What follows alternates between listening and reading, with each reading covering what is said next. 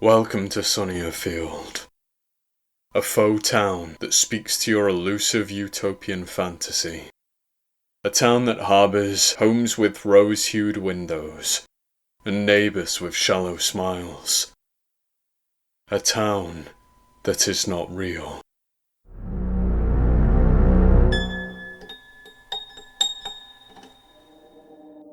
For those of you who are new to my story, here is a brief synopsis. I came to Sunnierfield in the summer of 2023. Came here after reading an odd, now deleted forum post to write an article.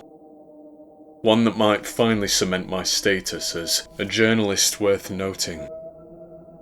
I got my story. Upon reaching this supposed idyllic town, I quickly realised that this book was more than its cover. And every journalist inwardly covets that, of course, as it makes a story worth reading. But I did not have the privilege of turning on my heel and fleeing. I became trapped in this town, much like folk from all over the world. For Sunnierfield, a place that exists below the earth itself, is a town that can be reached from all corners of the globe. It lures folk down a road. Any road, in any place. And that road leads all people to a town that does not exist. A town which I used to believe could not be left. Somehow, no matter the language we speak, we all understand one another.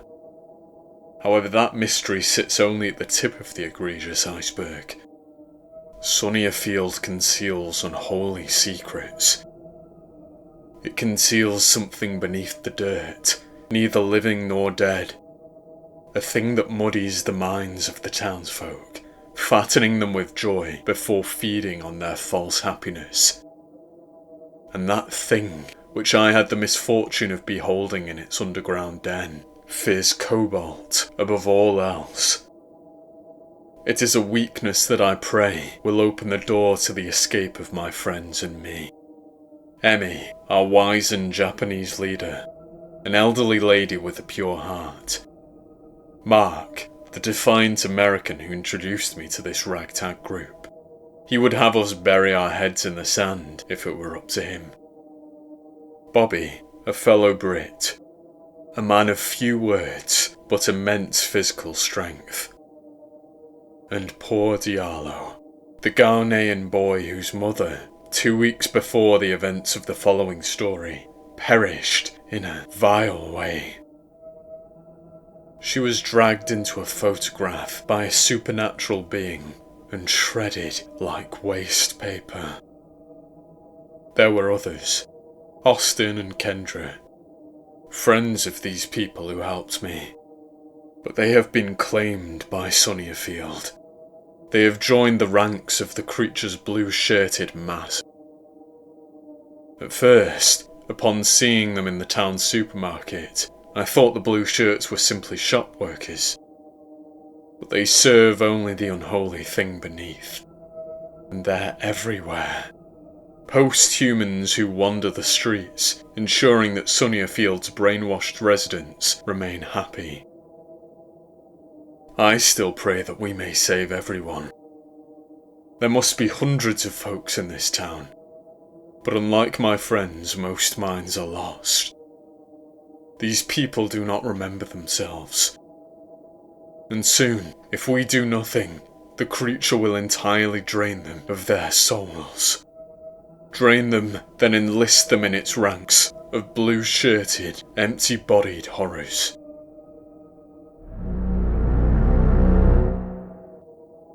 2 weeks after the death of Diallo's mother, Emmy took it upon herself to care for the boy, in spite of our impassioned protests.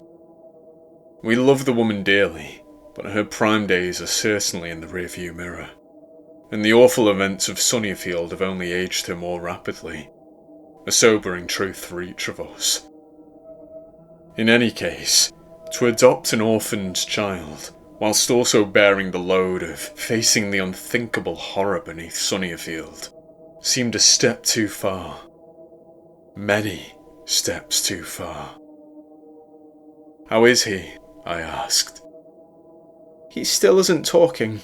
The same as this morning, Emmy smiled, stepping aside to let me into her home. And the same as every other morning over the past fortnight. You really don't need to keep coming by, Harvey. Everything is fine. Well, I just worry about you. Him, I corrected, stepping into the woman's hallway. Is he still in his bedroom? She nodded. Hasn't left his bed, but he's been eating a little more regularly, so that's something. And, he still hasn't stopped looking at the photo, I asked, quietly ascending the stairs. No, Emmy replied, following me to the upstairs landing. I told him that Mark might want it back at some point, but Diallo must believe that he must believe that his mother might reappear, might still be alive and well in that photograph. He doesn't understand yet, I said. Do any of us? The woman asked.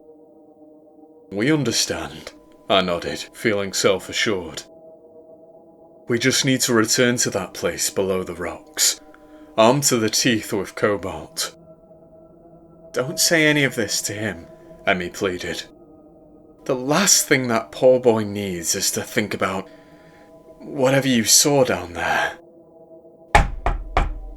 Diallo? I called, pushing his door open. It's Harvey again. How are you, buddy? As had been the case for weeks, the boy was sitting atop his duvet, holding the photo frame he had pinched from Mark's house. The picture that had depicted paranormal beings seizing his mother and inflicting a torturous end upon her. The room's drapes were drawn, shielding Diallo from the midday sunshine, and the measly glow of a bedside lamp illuminated his photo of Mark's parents. A photo, seemingly, no longer supernatural in nature. However, only 2 weeks prior, it had displayed the obscene death of the boy's mother. And he was clutching tightly to that fact. Emmy was right. Mind if I sit here? I asked, plopping beside the silent boy before waiting for permission. Maybe you should put the picture down now, Diallo. It's... Emmy softly warned from the doorway. Sorry, I sighed. Have you been eating, at least? Diallo nodded at a discarded plate on the carpet, without looking away from the photograph in his whitening fingers.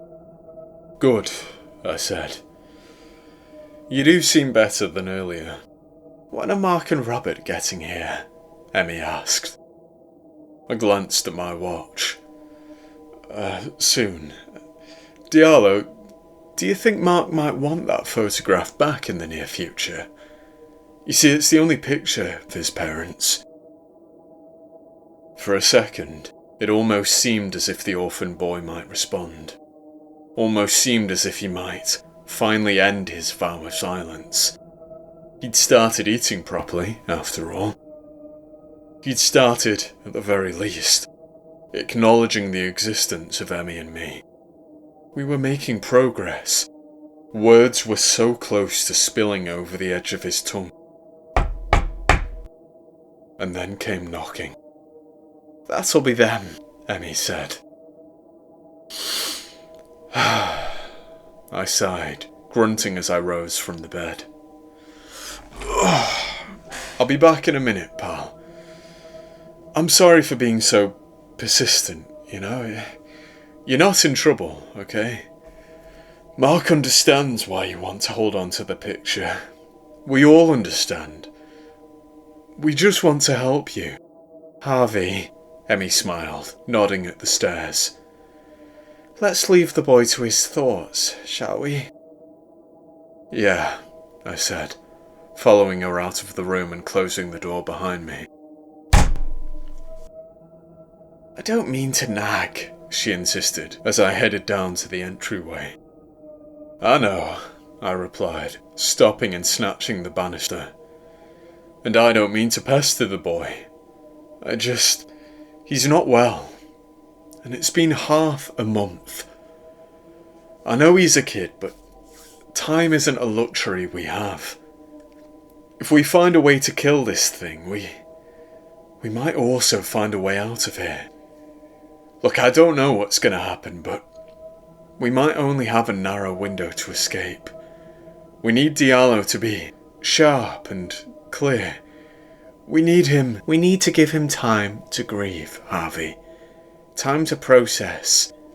Time to process what he feels able to process, which is very little in this terrible place, Emmy gently interrupted, motioning towards the doorway.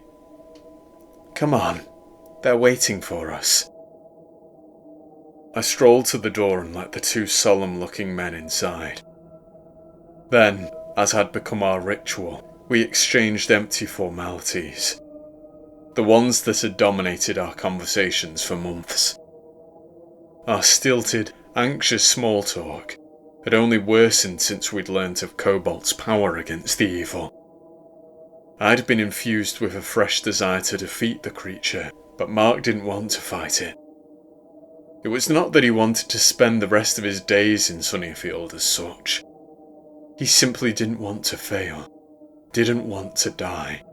And those were reasonable wants, of course, so I did not begrudge him for being so resistant. I only wanted him to be brave. Leaving Sunnierfield is not the only goal. I want to leave it with as many folk as possible. I don't want to accept the thought of abandoning poor souls. Even those as brainwashed as Sheriff Grace Lawson, the officer who, behind her tearful eyes, still possesses something human. If I were to escape alone, life would never be the same. I wouldn't want to think of the darkness below the rocks, stealing the hearts and minds of those left behind. We all must leave this place. How's Diallo today? Mark asked as the four of us sat in the lounge. Much better, Emmy nodded. Has he said anything? Bobby asked. Emmy shook her head. You know, he might just not speak English well, the man suggested. Emmy lifted an eyebrow and grinned. You do know I'm speaking Japanese right now, don't you, Bobby? You understand me perfectly. Language doesn't exist in this place. He blushed. Sorry, I forget sometimes. I've been, detaching a little recently. Forgetting that we're in Sunnierfield. Know what I mean? Emmy nodded weakly. It's trying to reclaim our minds. Make us like everyone else, I said. Is Diallo physically well, at the very least? Bobby asked, ignoring my ominous claim. The woman nodded. He's had breakfast, even a little lunch. The boy needs vitamin B12 tablets too. And I've finally managed to convince him to take them again. He's still holding that photo, I suddenly said. Emmy sighed. Harvey. Look, we need to discuss the topic we've all been avoiding, I said, slipping my phone out of my pocket. Cobalt. This contains it. We've done the research, and now we must strike. We need to talk about how we're going to get into that ditch. We don't know anything about what you saw beneath Sunnierfield, Mark said. Not really. Even your vision told us very little. If Cobalt were so deadly, surely the creature would have shied away from you when you entered its den. You had your phone in your pocket, after all. It didn't wither away, did it? You need to accept the truth, Harvey. We are powerless against this being. It simply chose to spare you. I paused, attempting to find a suitable response, but had my attention diverted by 1,000 feet rapidly thudding against tarmac. Rolling around a corner, just beyond the living room window, a manic crowd of blue-shirted people surged onto Emmy's front lawn.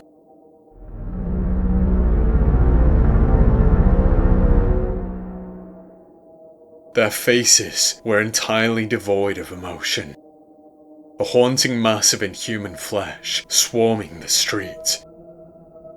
Mark and Bobby swiveled on the sofa to look out of the window.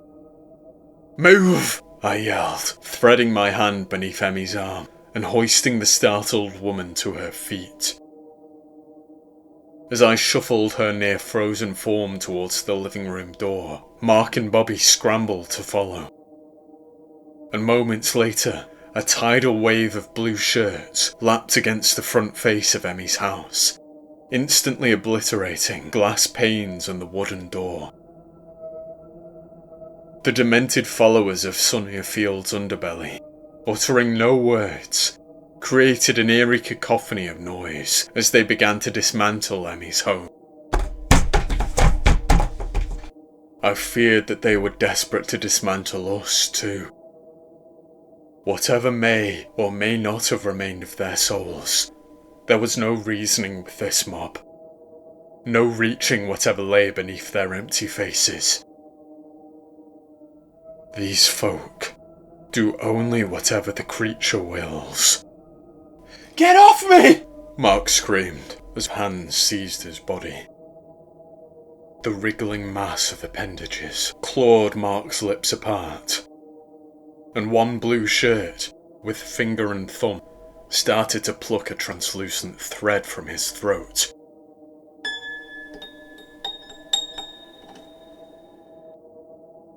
Mark tried to scream, but only choked as the monster began unravelling his very soul, plucking happiness from his body, threatening to turn him into an emotionless, brainwashed husk like the others. Bobby rushed forwards, wrestling Mark away from the creature, and they began to run upstairs. The mob snatched phones from hands, then took the most bizarrely specific items from the house.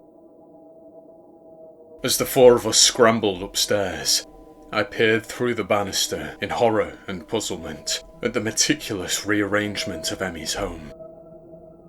Keenly and methodically, oriented by the underground demon, the mob members seized only certain possessions. Cookware from the kitchen, a porcelain figurine from Emmy's mantelpiece, a box of batteries from a drawer. Cobalt, I realised. They're getting rid of everything that contains cobalt. It was as I'd suspected. Bobby was wrong. We are not powerless against the being beneath. When I peered into its mind, whilst trapped in the hole below town, the creature fought valiantly to obscure its secrets. I'd seen what I wasn't supposed to see, and thanks only to its hubris, the creature had not retaliated by annihilating me. It viewed me as salvageable.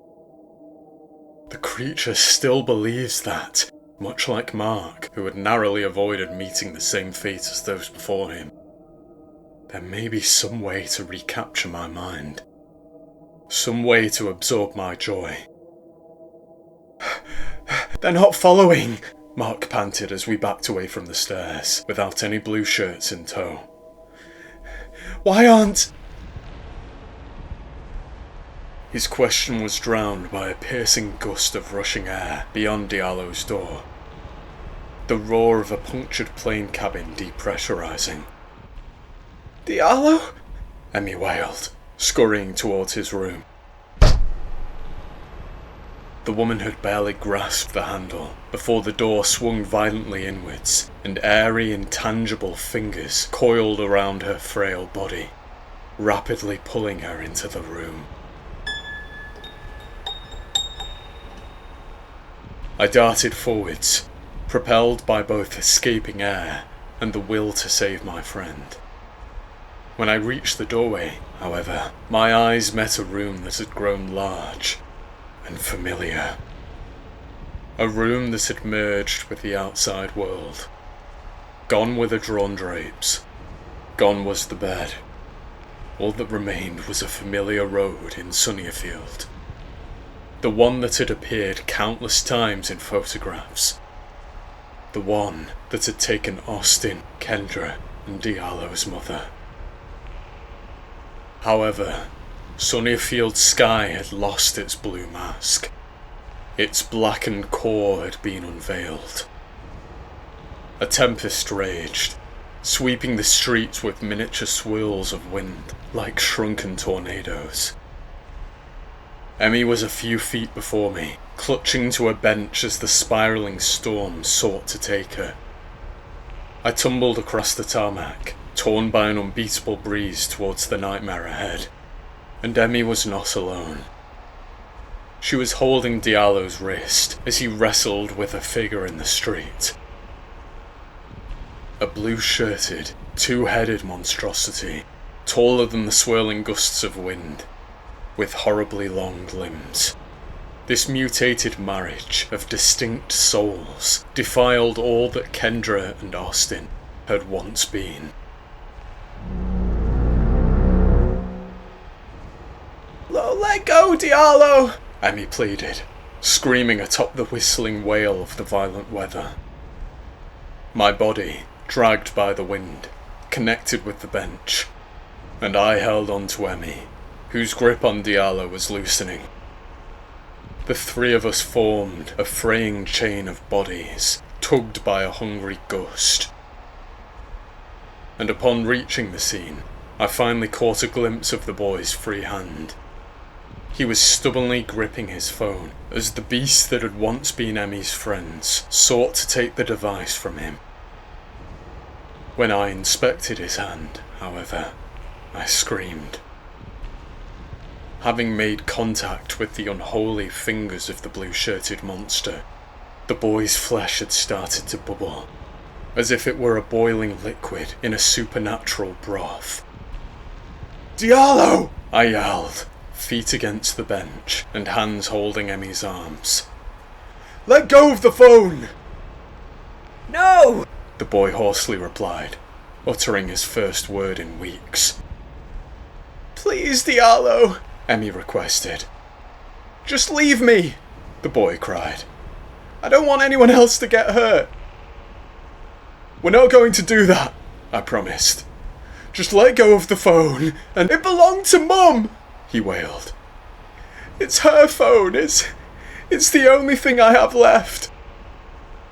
Suddenly, a broad shape rushed past, and I realised Bobby had entered the bedroom, the room that had transformed into a stormy street. He beelined towards Diallo, then, without hesitation, seized the protesting boy and removed his hand from the demon's grip. As the boy fell loose, I thought for the briefest moment that the four of us may escape with the phone, that Diallo may be permitted to keep the final tangible memory of his mother. But the monstrosity's arm began to lengthen, a lunging limb that finally tore Diallo's phone from his hand. And as the arm retreated, leaving a sobbing boy in its wake, it sliced through Bobby's right arm, severing it from his body in a clean, bloody swoop. And with that, the howling weather abated, causing the room to quake. Streets were replaced with carpet. The two-headed abomination merged with the wall, and the room returned to normality. Without vicious weather to batter him, Mark rushed through the bedroom door. Then he wailed for help as he held his dismembered partner, who was too stunned and weak to wail. And it was as I drove us to the hospital that I realised something. Realised what the look in Mark's eyes meant. Things have changed. He understands that there is no life for us in Sunia Field. This being will not stop until it has devoured every last drop of us.